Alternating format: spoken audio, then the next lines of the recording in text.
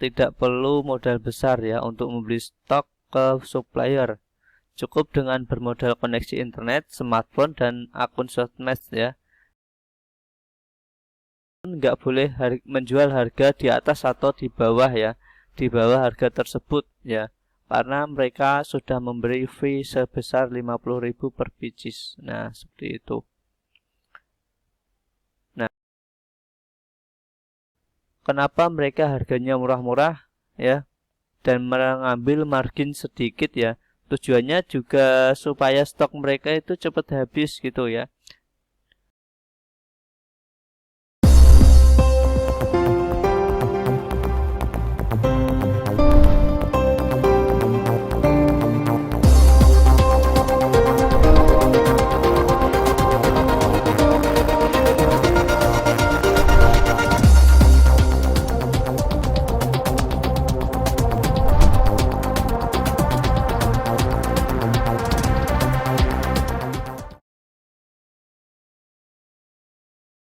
Jangan lupa klik like dan subscribe ya.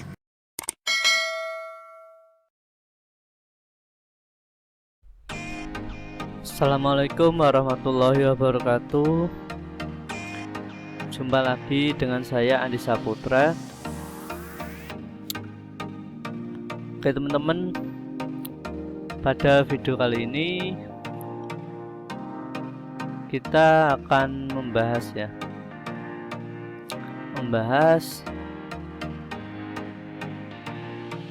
beda reseller dan juga dropship itu apa gitu ya. Nah,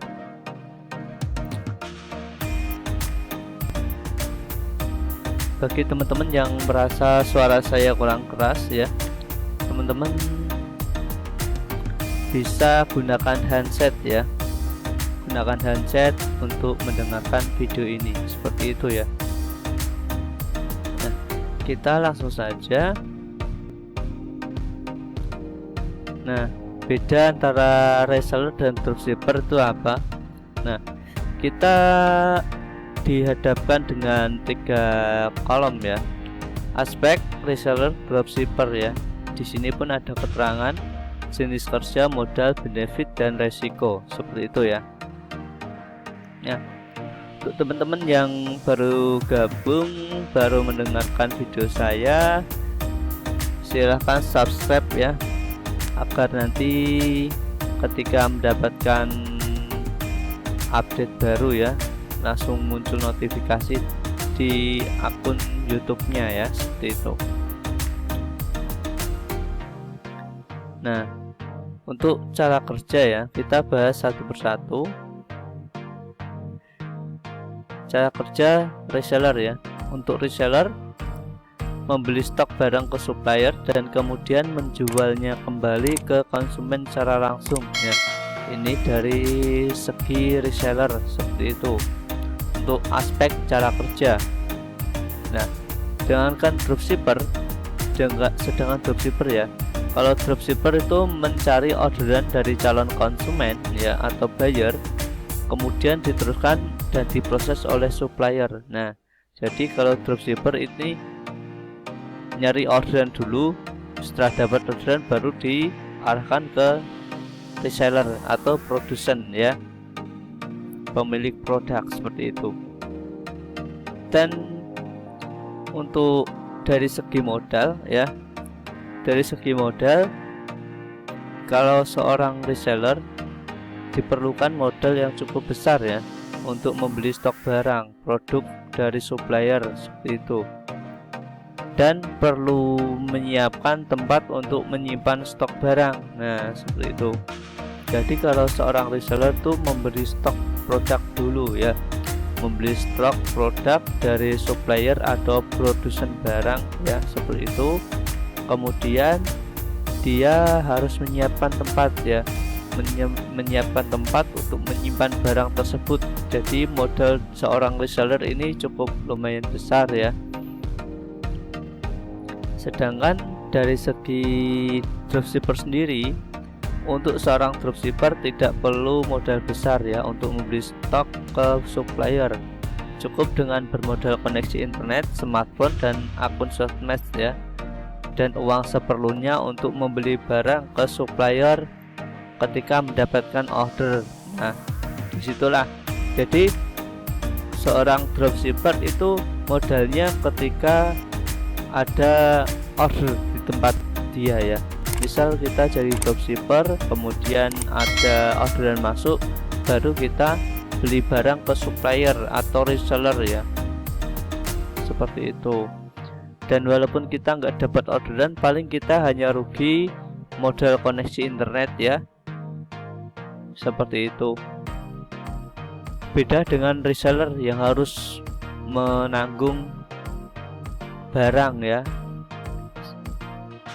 Dan kemudian dari segi benefit ya, nah margin profit ini kita reseller ya, margin profit bisa jadi lebih besar ya, karena dapat merekrut dropshipper ya dan mengatur harga sendiri. Nah, itulah kalau keuntungan jadi reseller ya, dia bisa mendapatkan dropshipper ya, para dropshipper untuk berjualan di tempat mereka. Tentu ini sangat sangat beda sekali ya perannya dengan dropshipper ya, karena kalau reseller itu dia ada lebih leluasa ya, punya keluasan, punya kewenangan ya, karena dia memiliki barang, memiliki stok produk, jadi dia bisa welcome dropship ya, ataupun dia bisa juga untuk welcome reseller yang mau ke tempat dia. Seperti itu ya, kurang lebih seperti itu. Kemudian kalau dari dropshipper ya, profit seorang dropshipper ya berdasarkan perjanjian dengan supplier ya, atau bisa juga markup keuntungan sendiri jika diperbolehkan oleh supplier ya. Jadi untuk dropshipper itu juga bisa menentukan harga jual sendiri. Kita mau untung berapa itu terserah ya. Biasanya itu kalau saya sendiri setiap kali menegosiasi dengan supplier, saya selalu menanyakan apakah harga produk ini boleh saya naikkan sesuai dengan kemampuan saya atau sudah ada harga khusus dari mereka, seperti itu. Kalau ada harga khusus biasanya kita dapat fee ya dari setiap penjualan. Kalau emang harga nggak bisa dinaikkan, kalau harganya emang segitu kita nggak dapat fee, kita itu menaikkan harga sendiri. Nah, biasanya seperti itu. Dan ada supplier-supplier yang membolehkan ya, kalau yang di Shopee, Tokopedia, dan Bukalapak itu rata-rata mereka membolehkan mengatur harga jual sesuai dengan keinginan kita ya. Beda sekali kalau kalau dengan brand-brand terkenal ya, misalkan kita daftar jadi reseller ya, reseller produk A ya, itu dia memiliki brand sendiri, menciptakan brand sendiri, dan dari mereka kita mendapatkan fee dari setiap penjualan ya. Jadi mereka mematok harga, tidak boleh menjual harga di atas itu walaupun atau di bawah itu ya, seperti itu. Misalkan kalau ada saya sendiri hijaket ya, seperti hijaket, katakanlah hijaket vendor, dari vendor ini yang saya ketahui ya, vendor harga ya, hijaket harga misal harga 200.000, fee 50.000. Nah seperti ini. Kalau dari pihak hijaket sudah matok harga 200.000, sebagai dropship atau reseller pun nggak boleh menjual harga di atas atau di bawah ya, di bawah harga tersebut ya, karena mereka sudah memberi fee sebesar 50.000 per pieces. Nah seperti itu. Nah kita lanjut ke dalam segi resiko ya, aspek resiko. Kita lihat dari aspek resiko dari pihak reseller. Untuk resiko reseller ya, kerugian yang ditanggung besar ya jika stok barang tidak laku atau tidak dapat dijual kembali. Belum lagi resiko teknis pengiriman barang ya, seperti itu. Jadi kalau seorang reseller itu ya harus gimana caranya stoknya cepat habis ya. Makanya ketika melihat reseller itu, kenapa mereka harganya murah-murah ya dan mengambil margin sedikit ya, tujuannya juga supaya stok mereka itu cepat habis gitu ya. Nah, kalau mereka ambil margin sedikit kan berarti nanti dropship bisa masuk, dropship masuk dan membantu menjualkan produk mereka, seperti itu ya.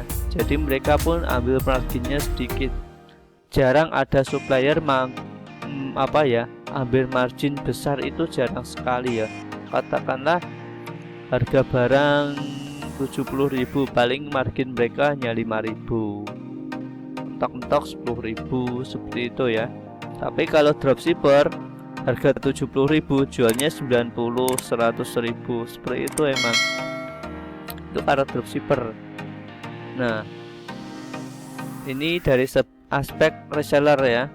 Kalau aspek dropshipper, nah kalau dropshipper itu minim resiko, kemungkinan rugi hanya di biaya paket internet, pulsa, listrik dan lain-lain ya jika tidak dapat orderan.